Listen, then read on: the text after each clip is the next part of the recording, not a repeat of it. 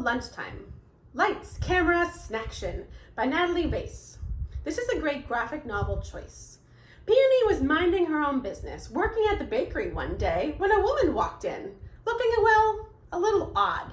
She was green, she kind of looked frog-like, and really what happened next? She had no idea it was coming. But what are you going to answer when someone turns to you and says, "Do you have what it takes to be the greatest chef in the galaxy?" Of course you say yes, right? The next thing she knows, Peony has been swept up into space to compete against aliens from across the galaxy in an Iron Chef type cooking competition.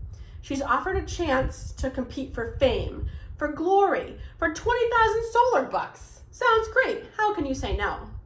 But when she actually walks into the studio, she realizes she doesn't recognize any of the cooking ingredients and doesn't recognize any of the cooking equipment. And really, why did a space open up 5 minutes before the competition? And so why you need me to be a competitor? She has a lot of questions. But if you like graphic novels, if you like cooking shows like Kids Baking Championship, or if you're just a fan of space adventures, this is the book for you.